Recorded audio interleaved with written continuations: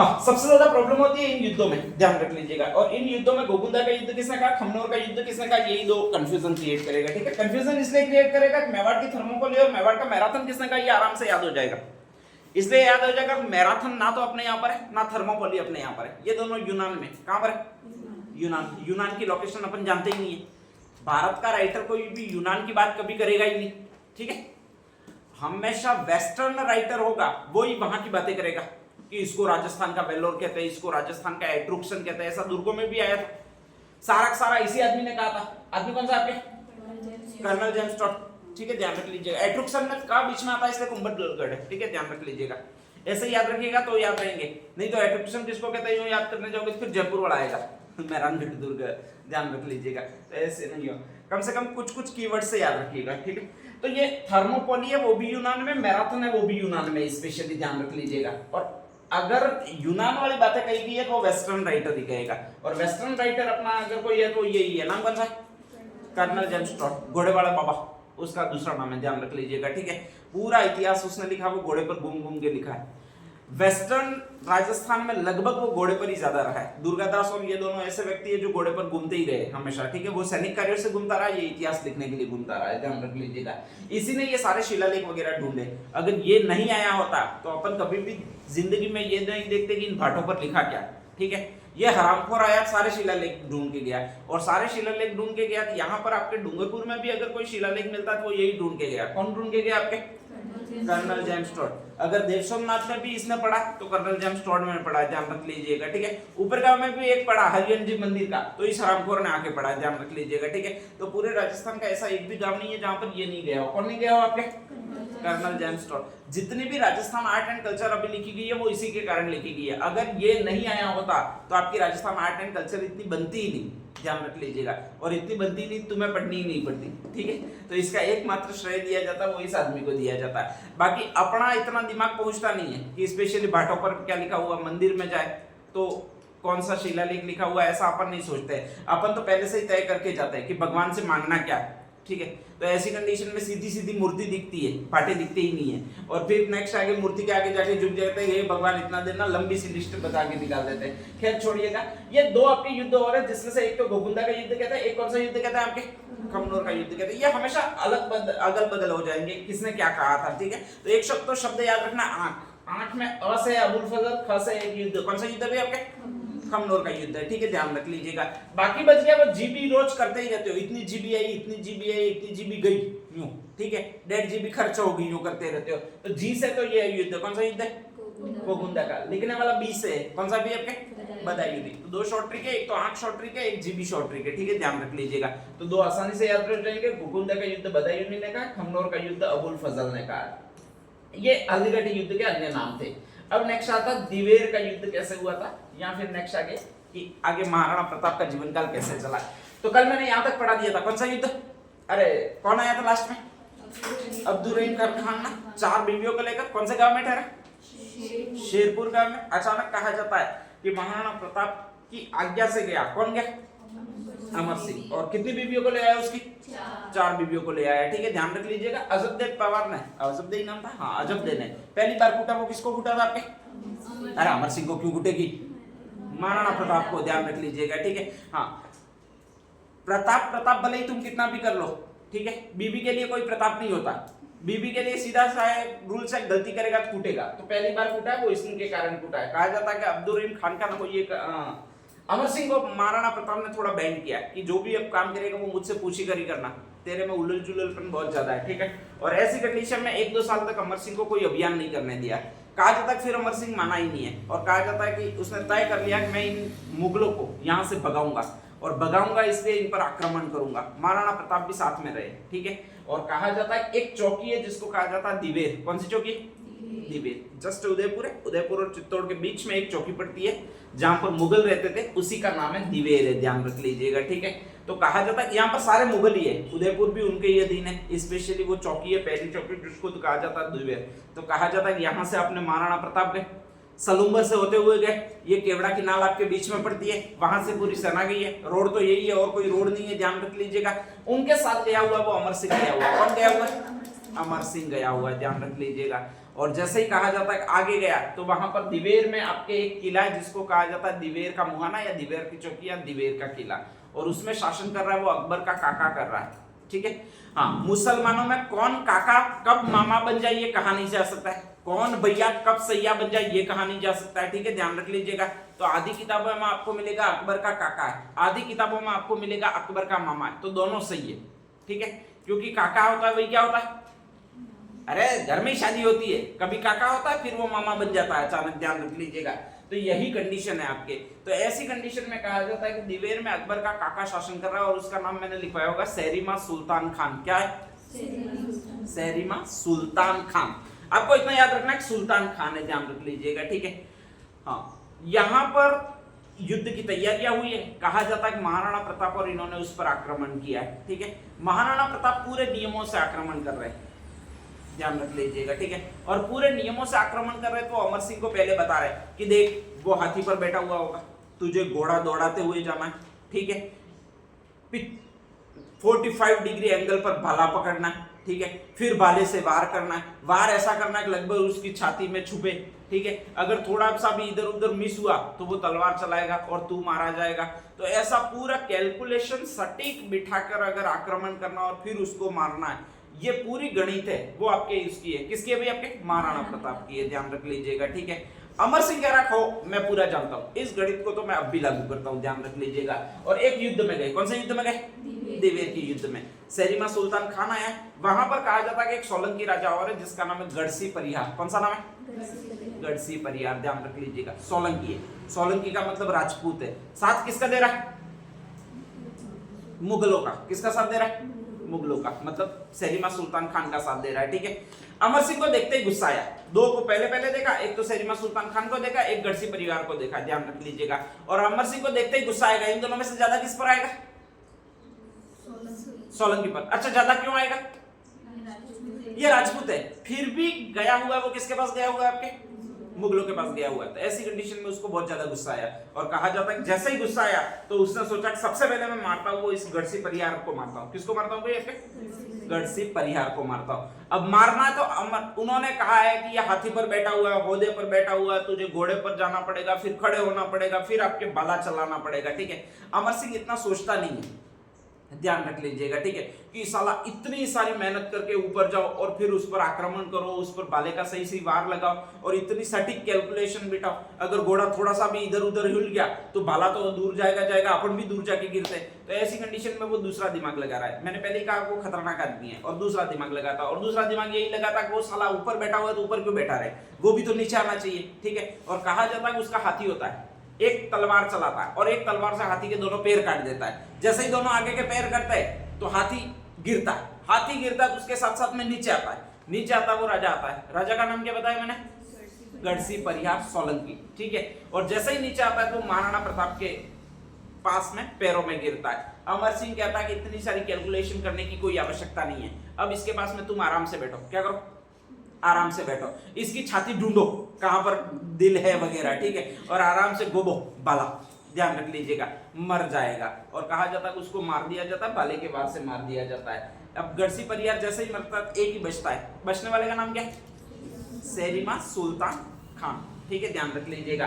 तो कहा जाता है कि सहरीमा सुल्तान खान बचता है। अमर सिंह कहा जाता है फिर आक्रमण करता है उस पर, ठीक है, और वो मारता है, स्पेशली भाला जो मारता है वो आपके घोड़े को मारता है। तो घोड़े में से भाला जो होता है वो अंदर घुसता है, और फिर कहा जाता है कि ऊपर बैठा हुआ सहरीमा सुल्तान खान होता है उसमें घुस जाता है, ठीक है। और इस तरह से पूरा भाला होता है वो अलग वार करता है एक तरह से, और पूरा भाला होता है वो दोनों मर जाते हैं एक साथ, ध्यान रख लीजिएगा। एक्चुअल में वो घोड़े को मारने गया होता है, तो इस तरह से उसका वध कर दिया जाता है। इसको देखकर जोश आ जाता है, वो महाराणा प्रताप को आ जाता है, हाँ साला ऐसे लड़ते, ठीक है। अब तक मैं गलत लड़ता था, ध्यान रख लीजिएगा, तलवार से तलवार लड़ानी है वगैरह कर रहा था, सब गलत सिस्टम था। तो उनके सामने अचानक बेलोल खान आता है। कौन आता है?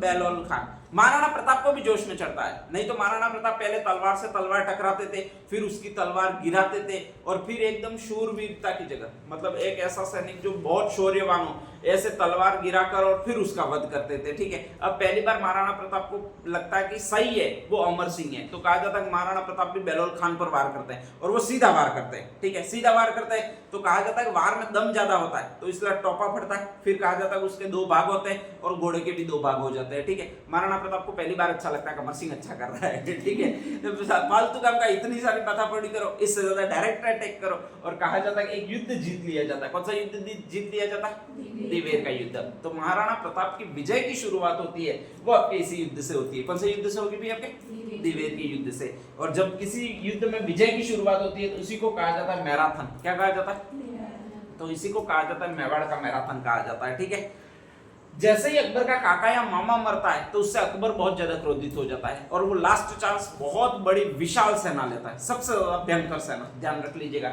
और 2 व्यक्तियों को कहता है तुम आज के आज जाओ, उसमें से आ से एक नाम है, नाम कौन सा है? आसफ खान। ध्यान रख लीजिएगा, आज के आज में आ से तो नाम है आसफ खान, और ज से नाम है, ये नाम है, नाम कौन सा है आपके? जगन्नाथ कछवा। कहा जाता है तुम आज के आज जाओ, अब भी का अब भी जाओ और जीत कर लाओ। किसको जीतना है? महाराणा प्रताप को पकड़ के लाओ, उदयपुर को जीत के लाओ। उदयपुर तो स्पेशली जीता हुआ है, लेकिन महाराणा प्रताप को पकड़ के लाओ। तो कहा जाता है 2 आदमी और आते हैं। एक तो आदमी कौन आता है? एक आदमी कौन आता है? जगन्नाथ कछवाहा। ठीक है, ध्यान रख लीजिएगा। और इनको एक ही टास्क दिया हुआ, आज के आज जाना है और जीत के आना है। तो ऐसी कंडीशन में ये दोनों आते हैं, दोनों आकर डेरा डालते हैं, वही मलैला गांव के आसपास डेरा डालते हैं। ठीक है, और ये बात पता चलती है अमर सिंह को, पता चलती है। किसको पता चलती है? अमर सिंह को। महाराणा प्रताप बहुत रोकते हैं कि तू अकेला मत जा, मैं साथ में आता हूँ, कुछ गड़बड़ करेगा, लेकिन कहा जाता है कि उसी समय चला जाता है वो अमर सिंह चला जाता है। ठीक है, ध्यान रख लीजिएगा।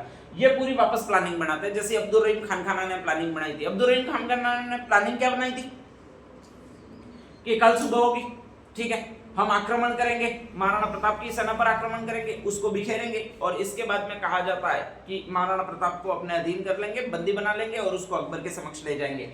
सेम टू सेम प्लानिंग बनाते हैं ये दोनों आदमी। कौन कौन आदमी है? आसफ खान और एक जगन्नाथ कछवाहा। ठीक है, ध्यान रख लीजिएगा। और प्लानिंग बनाकर कहा जाता है कि रात को 1:30-2 बजे तक प्लानिंग बनाई जाती है। नेक्स्ट आगे कहा जाता है कि वो दोनों आराम से सारी प्लानिंग बनाकर सुबह 7 बजे आक्रमण करना होता है, और फिर कहा जाता है कि आराम से सोते हैं। अब जो राजा है तो वो स्पेशली तंबू में सोएंगे, बाकी सेना ऊपर पड़ी रहेगी, ध्यान रख लीजिएगा। ठीक है, और ऐसी कंडीशन में अचानक 3 बजे इसकी आंख खुलती है। किसकी आंख खुलती है? जगन्नाथ कछवाहा की आंख खुलती है। नेक्स्ट आगे वो इसको जगाता है जल्दबाजी में। किसको जगाता है? आसफ खान को, और पूछता है कि तुझे ऊपर क्या दिख रहा है? तो ये कहता है अच्छा अच्छा आपके वो दिख रहा है। नेक्स्ट आगे कहा जाता है आसमान दिख रहा है, तारे दिख रहे हैं, चंद्रमा भी दिख रहा है। जगन्नाथ कछवाहा एक थाप मारता है इसको। किसको मारता है आपके? आसफ खान। कहता है तुझे जो टेंट लगाया था वो नहीं दिख रहा है अपना? अमर सिंह ले गया हो, ध्यान रख लीजिएगा। और कहा जाता है अमर सिंह उस पूरी सेना में से टेंट चुरा लेता है। किसके टेंट चुरा लेता है भैया? आपके आसफ खान और जगन्नाथ कछवाहा के। अब इनको पता लगता है कि जब अपन सोए हुए पूरी सेना पड़ी हुई है और एक आदमी टेंट चुरा के ले जा सकता है अपनी सेना के साथ में, ठीक है, तो वो कुछ भी कर सकता है। वो तो अपन को मार नहीं गया, नहीं तो अपन को भी मार देता। तो ये यहाँ से वापस चले जाते हैं चुपचाप डर के, ध्यान रख लीजिएगा। और इस तरह से कहा जाता है कि ये जैसे ही वापस जाते हैं तो महाराणा प्रताप का यहाँ पर वर्चस्व कायम हो जाता है। अमर सिंह के डर से इन दोनों को भगा दिया गया। अब नेक्स्ट आगे कोई आने वाला नहीं है, ठीक है। लगभग सारे मुगल होते हैं वो मुगल चौकी खाली करके चले जाने लगते हैं, सिर्फ चित्तौड़ एक बचता है, बाकी सारे मुगल चले जाते हैं, ध्यान रख लीजिएगा। महाराणा प्रताप को किसी न किसी पर यहाँ पर शक था, स्पेशली कोई कोई मेरी जानकारी दे रहा है, इसलिए मुगल सेना कभी कभी यहाँ पर वापस आ जाती है, ध्यान रख लीजिएगा। और एक और व्यक्ति था जिसका नाम था, यही नाम था, लूणा चावंडिया। कौन सा नाम था?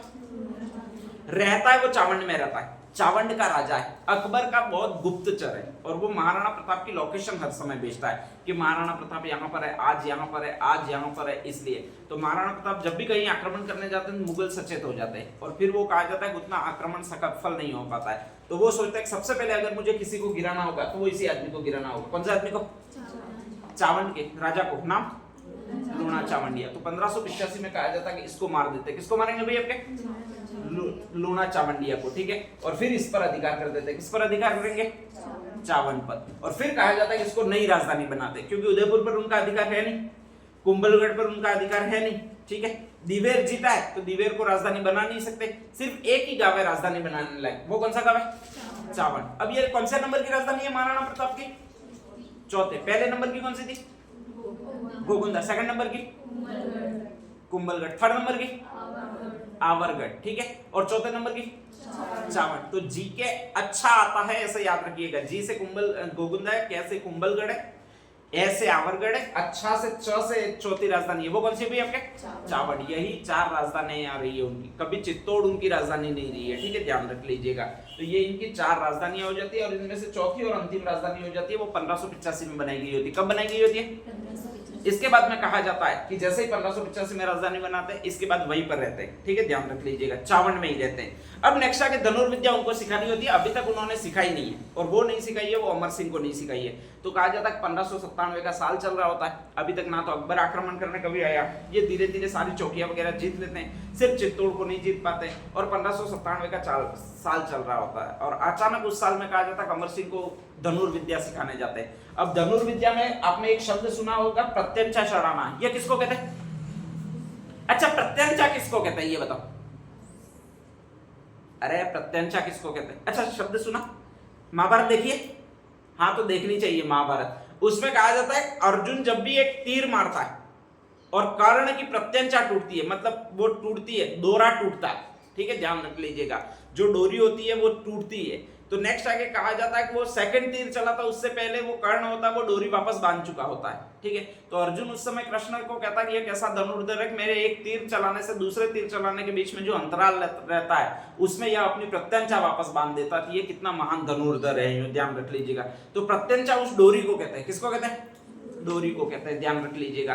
तो कहा जाता है कि आपके स्पेशली इसको प्रत्यंचा बांधना सिखा रहे थे, और प्रत्यंचा बांधना सिखा रहे थे, कुछ सीन इस तरह से था कि ये आपका पूरा पूरा धनुष है, इस तरह से ध्यान रख लीजिएगा। यहां से अगर डोरी खींचेंगे तो यहां तक बांधनी पड़ेगी, ये डोरी बहुत टाइट होती है और फिक्स होती है, ठीक है, बहुत कस के यहां से यहां तक बहुत टाइट खींच के फिर बांधो तो ही बांधी जाती है। यहाँ पर एक गांठ होती है, उसको इसमें डालना होता है, ध्यान रख लीजिएगा, और ये फिक्स होती है, नाप इसका फिक्स होता है, ध्यान रख लीजिएगा। अगर बहुत टाइट खींच के नहीं डालोगे तो ये आएगी नहीं प्रत्यंचा, ठीक है, ध्यान रख लीजिएगा। तो ऐसी कंडीशन में कहा जाता है महाराणा प्रताप इस प्रत्यंचा को बांधना सिखा रहे होते हैं, और वो अमर सिंह को सिखा रहे होते हैं। किसको? अब अमर सिंह को ये बांधनी है, क्या बांधनी है? प्रत्यंचा।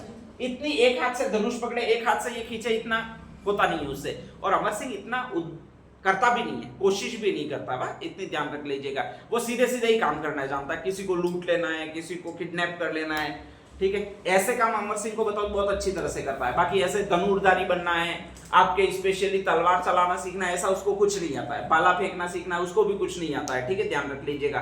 वो बाला चलाना नहीं जानता है, उसका बाला अगर चलाता है तो घोड़े को पहले लगता है फिर आदमी को लगता है, बाकी हर का बाला होता है वो आदमी को पहले लगता है फिर घोड़े को लगेगा, ये सिस्टम होता है। तो उसमें ऐसा कुछ है ही नहीं, सीखने का गुण उसमें है नहीं, बस बड़ा पांगड़ जो होती है वो बहुत अच्छी करने जानता है अमर सिंह, ध्यान रख लीजिएगा।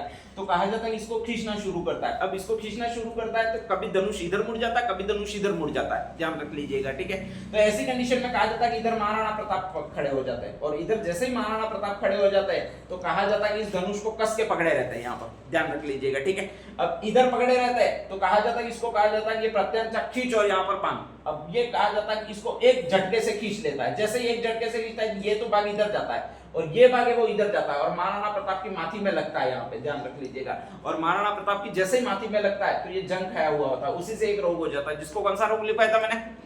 टीटनेस, ठीक है। और इसके बाद ही महाराणा प्रताप की क्या होती है फिर आपके? मृत्यु हो जाती है। अगर उस दिन इन्होंने नई धनुर्विद्या सिखाने गए होते इस बैल बुद्धि को, तो ध्यान रखना कभी महाराणा प्रताप की मृत्यु तो होती है, कभी नहीं होती है, सब कैसे कह सकते हैं, इंसान थे, ठीक है, लेकिन उसी समय नहीं हो जाती, स्पेशली जिंदा रहते, 57 साल की आयु तक जिंदा रहते, ऐसा नहीं होता, ध्यान रख लीजिएगा। तो कहा जाता है प्रत्यंचा खींचते समय इनकी महाराणा प्रताप की मृत्यु हो जाती है, ठीक है, ध्यान रख लीजिएगा। नेक्स्ट आगे 19 जनवरी 1597। अब अगली जो है वो आपके महाराणा प्रताप के साहित्यिक उपलब्धियां, साहित्यिक उपलब्धियां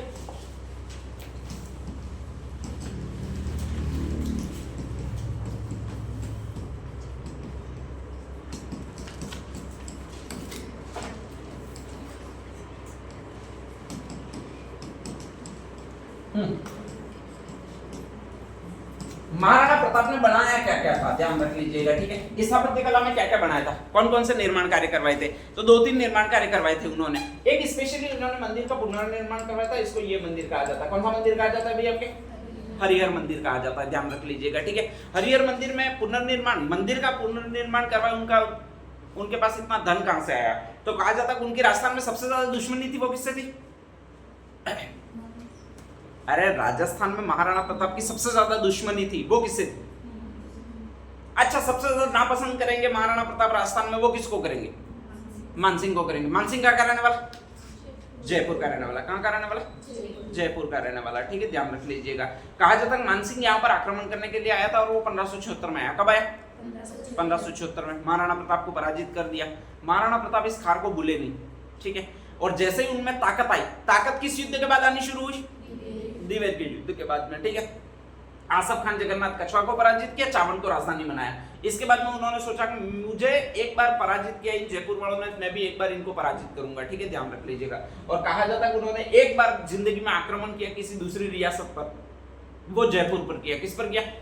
जयपुर पर। और वहां पर कहा जाता है कि एक गांव था जिसका नाम है जगतपुरा गांव, जो डोलान गांव है, मेन गांव का नाम है वो डोलान गांव है, उसी के पास में एक जगतपुरा है, ध्यान रख लीजिएगा। और वहीं पर आपके अथाह धन संपदा थी, ठीक है, गांव बहुत समृद्ध था, उसको महाराणा प्रताप ने पहली बार लूटा, ध्यान रख लीजिएगा। और उसके लूट के धन को उन्होंने ऐसा ऐशो आराम के लिए व्यतीत नहीं किया, वो बहुत सिद्धांतवादी आदमी थे। उन्होंने कहा कि ये लूट का धन है, भले ही लूट का है तो इसको अच्छे कार्यों में मैं लगाऊंगा, ठीक है। और कहा जाता है कि उन्होंने एक मंदिर का निर्माण करवाया, जिसको कौन सा मंदिर कहा जाता है आपके? हरिहर मंदिर। उदयपुर में स्थित है, हरिहर मंदिर है। जगतपुरा गांव को लूटकर या ढोलान गांव को लूटकर इस मंदिर का निर्माण करवाया गया है। और वो जयपुर को लूटकर पहली बार इस मंदिर का निर्माण करवाया गया, महाराणा प्रताप के द्वारा निर्माण करवाया गया, ध्यान रख लीजिएगा, ठीक है। तो पहला उन्होंने एक मंदिर बनाया जिसको कौन सा मंदिर कहा जाता है आपके? हरिहर मंदिर है, ध्यान रख लीजिएगा। दूसरा मंदिर एक और है जिसको आपके ये मंदिर कहा जाता है, आपके कौन सा मंदिर कहा जाता है? आपके बारडोली का मंदिर, ठीक है, ध्यान रख लीजिएगा। महाराणा प्रताप की लास्ट में छतरी कहां पर स्थित है, ये पढ़ते हो तो यहीं पर जगह है। जगह कौन सी है? बारडोली, ठीक है। एक जस्ट आपके उदयपुर है, बलीचा, बलीचा के उधर साइड एक गांव है जिसको बारडोली का गांव कहा जाता है। महाराणा प्रताप अपने अंतिम समय में सैन्य प्रशिक्षण जो दिया करते थे अमर सिंह को, वो यहीं पर दिया करते थे। कहां पर दिया करते थे? बारडोली में। वहीं पर उनको धनुष लगता है, ध्यान रख लीजिएगा। और वहीं पर कहा जाता है कि आपके महाराणा प्रताप की मृत्यु हो जाती है। तो कहा जाता है कि वहां पर रहते थे तो उन्होंने अपनी पूजा पाठ करने के लिए उनका एक मुख्य मतलब नियम बनाया था कि जब तक शिवलिंग को पहली बार पानी नहीं चढ़ाऊंगा तब तक खाऊंगा नहीं। तो इसलिए एक छोटा सा मंदिर निर्माण करवाया था जिसको बारडोली का शिव मंदिर कहा जाता है, और वो इसी गांव में बनाया गया। गांव कौन सा आपके? बारडोली, ध्यान रख लीजिएगा, ठीक है। उन्होंने अपनी एक राजधानी बनाई थी, राजधानी चौथी नंबर की कौन सी बनाई थी? चामुंडा या चावंड, ठीक है, ध्यान रख लीजिएगा। और इस चावंड में कहा जाता है कि एक माता का मंदिर बनाया था जिसको आपके ये मंदिर कहा जाता है चामुंडा माता का मंदिर या चावंडा माता का मंदिर, स्पेशली ध्यान रख लीजिएगा, ठीक है। तो ये इनकी तीसरी उपलब्धि थी। तो उन्होंने स्थापत्य कला में कोई महल नहीं बनाया, कोई दुर्ग नहीं बनाया, ठीक है, क्योंकि उनका थॉट ही यही था कि मैं भी आम जनता की तरह ही रहूं, कई दुर्गों में मुझे वगैरह रहने की आवश्यकता ही नहीं है, ध्यान रख लीजिएगा। सिर्फ 3 मंदिर बनाए, उसमें से एक तो जयपुर को लूट के बनाया, नाम हरिहर मंदिर। दूसरा अपनी पूजा अर्चना के लिए बनाया, उसका नाम बारडोली का शिव मंदिर, ध्यान रख लीजिएगा। और तीसरा अपनी राजधानी में बनाया, उसका एक नाम है चामुंडा माता का मंदिर या चावंडा माता का मंदिर, ध्यान रख लीजिएगा, ठीक है। तो उनकी स्थापत्य कला में सिर्फ 3 चीजें ही है और कुछ भी नहीं आएगा, ध्यान रख लीजिएगा। कोई दुर्ग वगैरह उनकी स्थापत्य कला में नहीं है, ठीक है। और एक राजधानी बनाई है जिसको चावंड राजधानी कहा जाता है, ध्यान रख लीजिएगा। नेक्स्ट आगे चलो, इतना लिख लीजिएगा, इसके बाद बताता हूँ। महाराणा प्रताप की